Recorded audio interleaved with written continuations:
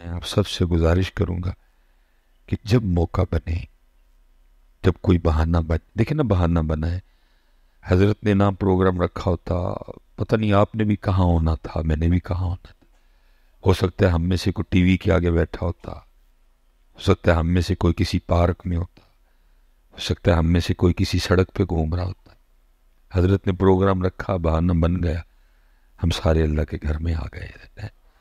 تو جب بہانہ بن جائے، موقع مل جائے، اس موقع سے رج فائدہ اٹھایا کرو، اور جب بھی موقع آئے اللہ کے ذکر کا تو جو ہے نا رج کے کیا کرو، رج کے کیا کرو، کیونکہ زندگی آمد برائے بندگی، زندگی بے بندگی شرمندگی، مقصد یہ ہے حضرت، وہ کہہ رہے ہم نے تمہیں بنایا ہی اس لیے ہے، اور مقصد ہی کوئی نہیں، وما خلقت الجن والانس الا لیعبدون۔ اور پھر کسی نے کمال، زندگی آمد برائے بندگی، زندگی آمد برائے زندگی بے بندگی شرمندگی۔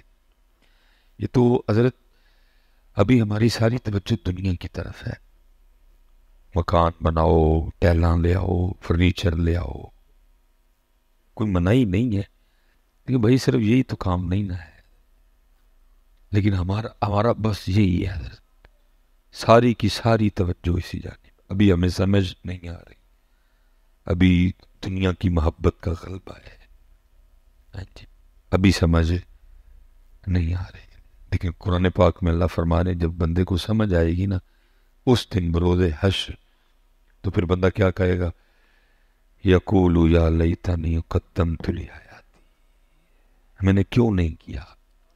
آج کوئی ہمیں نماز کے لیے کہے تو غصہ لگتا ہے، آج کو ہمیں داڑھی کے لیے کہے تو غصہ لگتا ہے، آج کو اگر ہمیں سر پہ ٹوپی یا پگ رکھنے کو کہے تو ہمیں غصہ لگتا ہے، لیکن قرآن کہتا ہے اس دن نہیں، اس دن بندہ کیا کہے گا، یقول یا لیتنی قدمت لحیاتی۔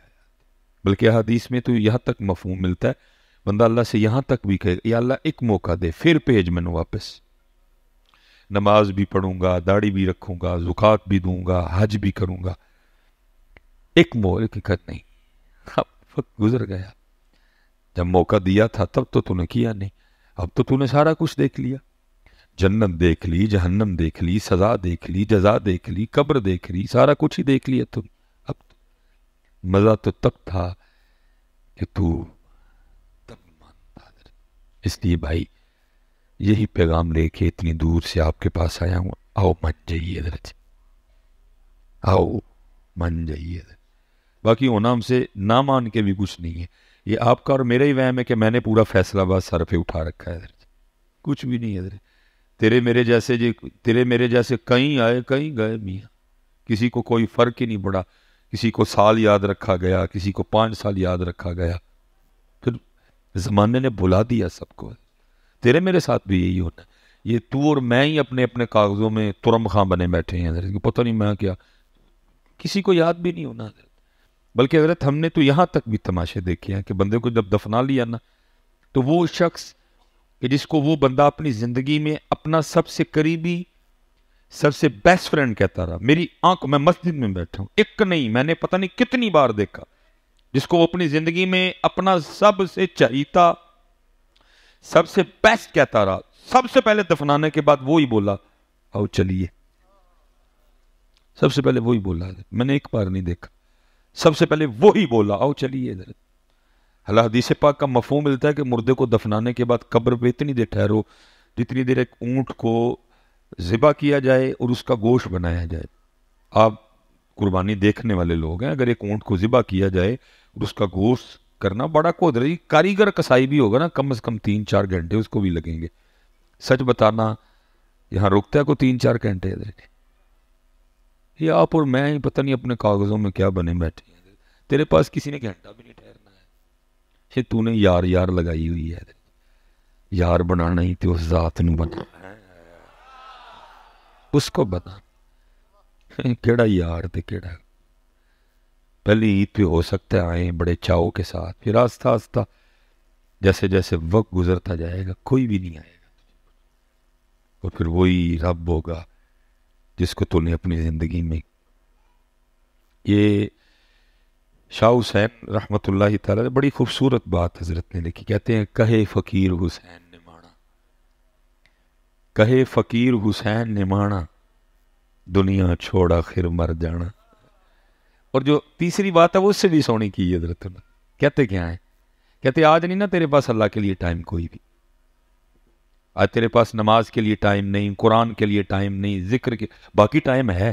روٹی کے لیے ہے، سالی کے گھر جانے کو ہے، سالے کے گھر جانے کو ہے، کزن کے لیے ہے، ماموں کے لیے ہے، خالہ کے لیے ہے، نان کے جانے کو ہے، داد کے جانے کو ہے، پارک جانے کو ہے، مری جانے کو ہے، ناران جانے کو ہے، کاغان جانے، اپنے سب کاموں کے لیے ہمارے پاس ٹائم ہے. نہیں ہے تو نماز کے لیے نہیں ہے کوئی.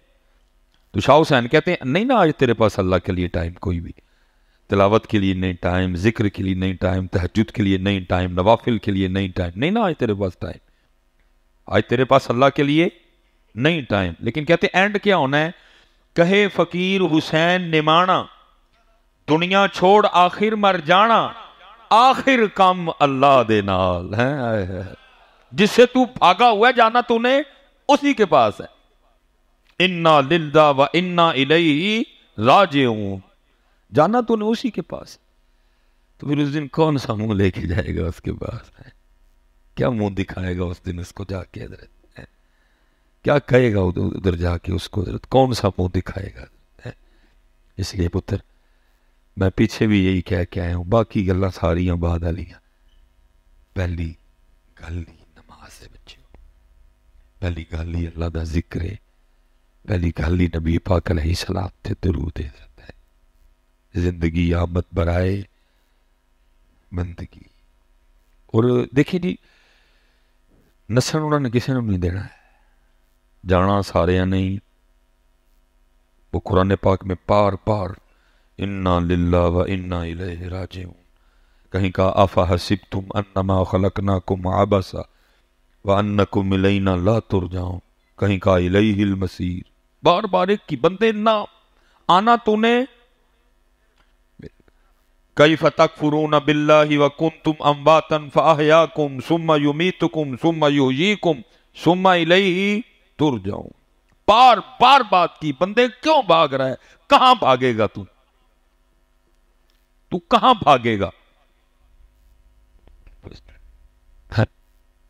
اب دیکھیں نا جی، یہ بھاگ کے ہم نے کیا کیا؟ کچھ بھی نہیں. مثال کے طور پہ حضرت جس مثلا صبح سے لے کر اب تک جو ہم پہ فرائض تھے اللہ کی طرف سے، اللہ کے رسول کی طرف سے، واجبات تھے، سنتیں تھیں، ہم نے نہیں ادا کیے.